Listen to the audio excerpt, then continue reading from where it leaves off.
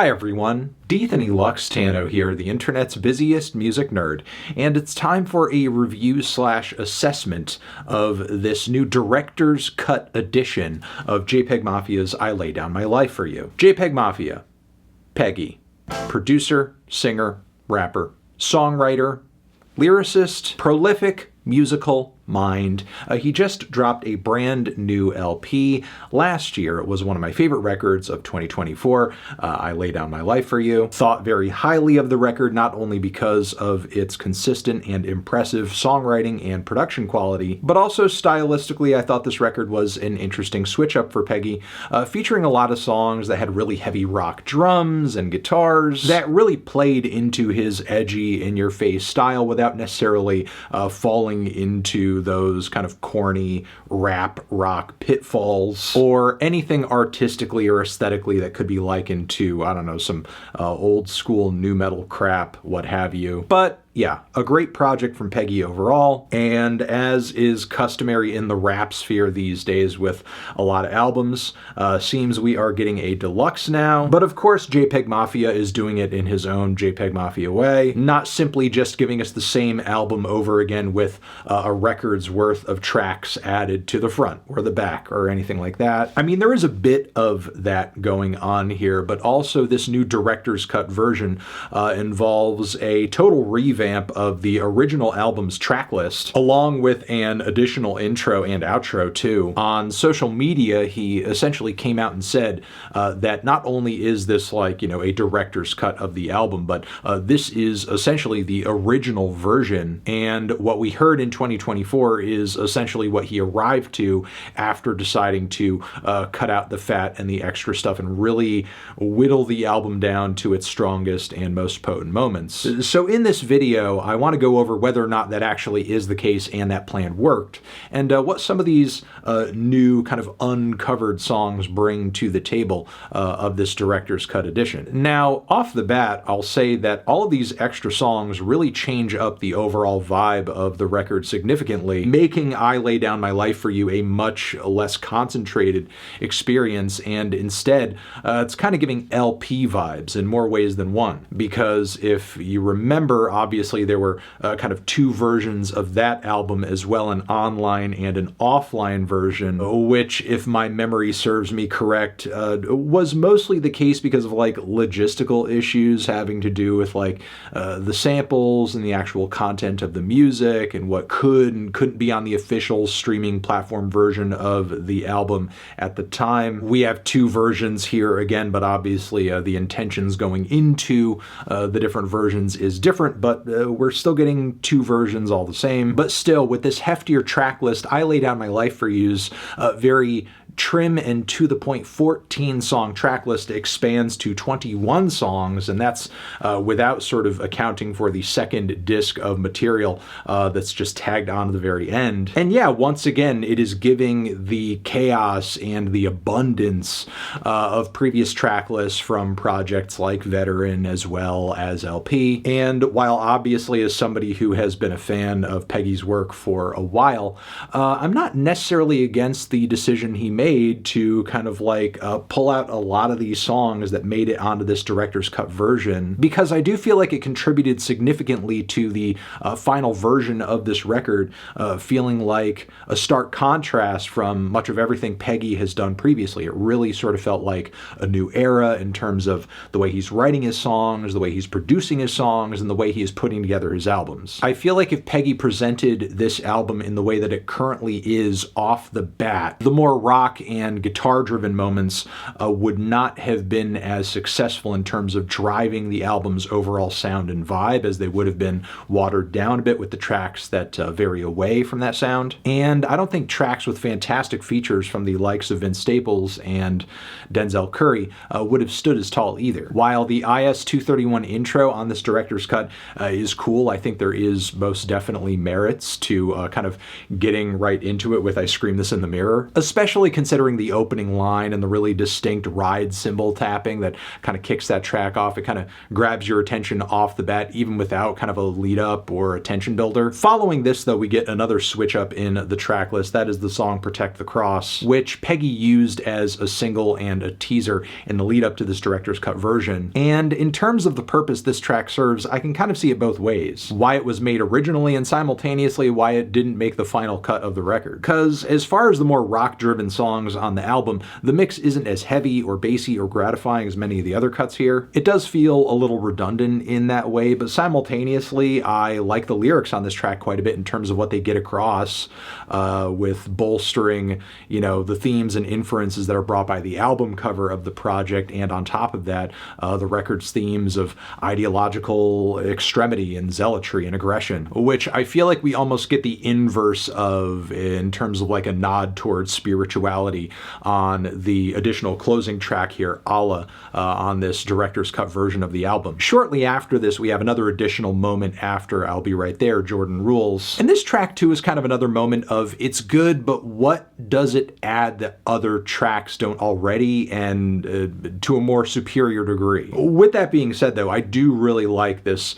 very kind of eerie, orchestral, plucky, melodic sample that's cycling so quickly throughout the verses on the first half of the song. Even if this one hasn't panned out as one of my favorites on the entire project, if it did make the original version, that still would be one of the most standout samples and sounds on the entire record. We also have the track Cult Status, which is a very interesting addition to the project because if you've listened to the very end of the song New Black History, there is a sick beat switch at the very finish of that song that's almost like this industrial noise, loose, wonky hip-hop blend with like these kind of pitchy, distorted, feedback-esque synth skips stuttering to ding, ding, ding, ding, ding, ding, ding. It's a very difficult vibe to explain specifically sonically and rhythmically, but this very short moment does make for one of the coolest instrumental passages on the entire album. And what this track does is essentially takes that little extra beat and extends it out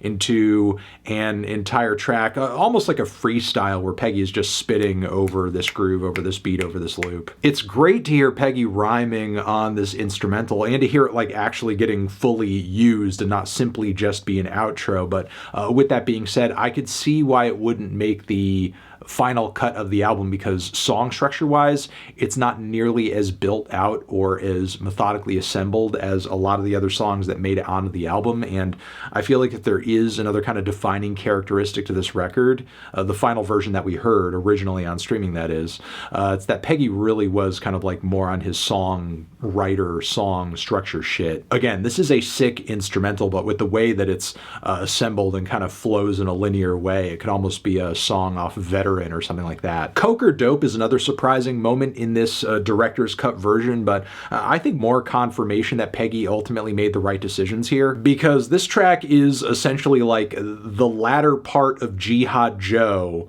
but with a different whole first half and lead up to, you know, that big booming guitar drop. And honestly, especially given some of the interesting melody lines that are worked into the instrumental on Jihad Joe, I kind of prefer the version that we ended up hearing first. Even if Coke or Dope does have kind of a subtler, quieter start, which makes the eventual loud, voluminous contrast later in the track that much greater. Now, this director's cut version of the album also brings us a title track, which it's interesting that a title track made it on the cutting room floor of a record. I mean, I'm sure it's happened before, but you know, it's just kind of nuts considering how much you expect that sort of thing to be a point of thematic focus. But again, if what we're hearing is like the original version of the album, I could see why this would have been left out, because it doesn't necessarily contribute to the flow all that well, with it being a low-key moment. If this track did make the version that we originally heard on streaming,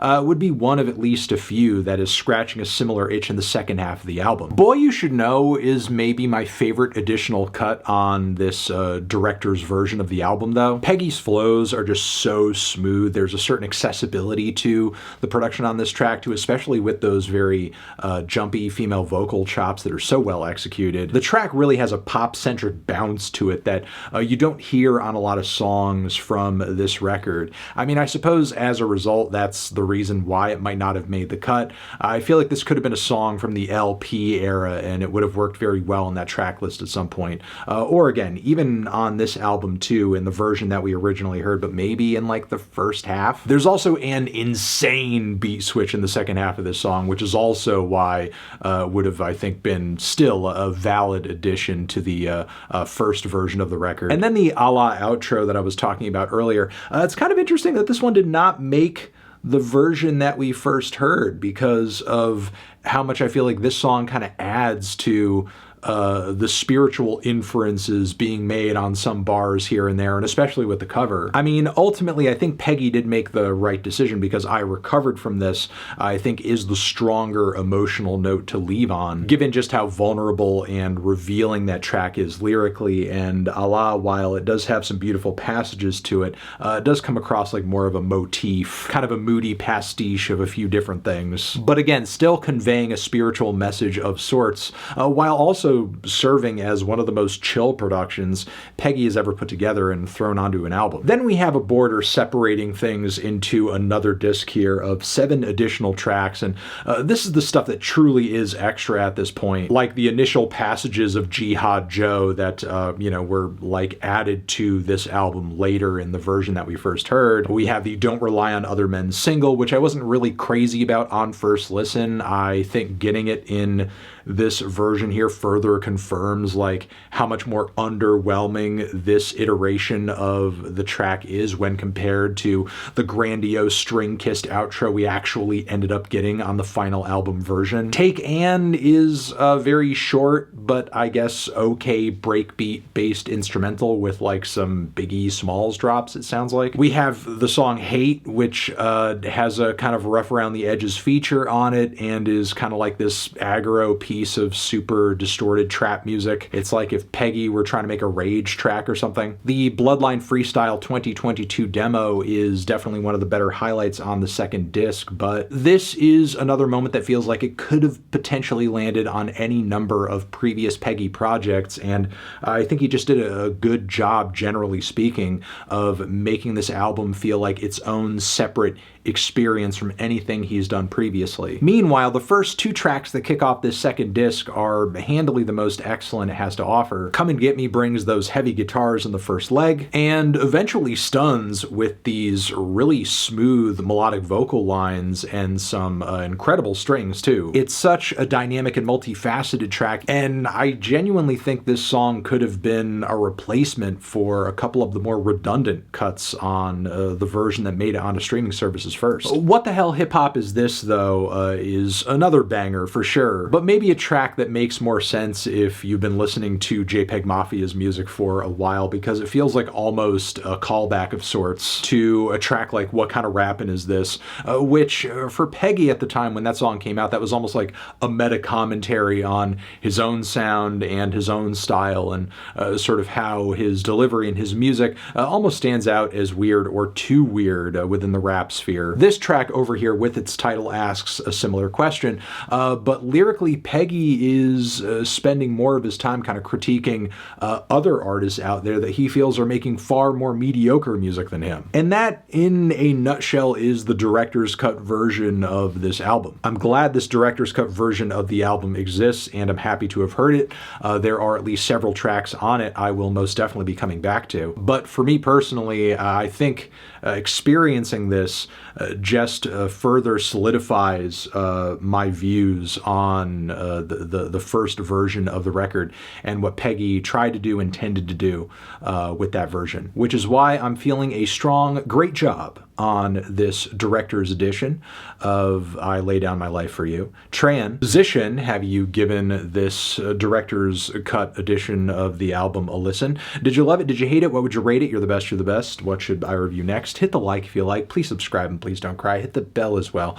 Over here next to my head is another video that you can check out. Hit that up or the link to subscribe to the channel. Anthony Fantano, Jpegmafia, forever.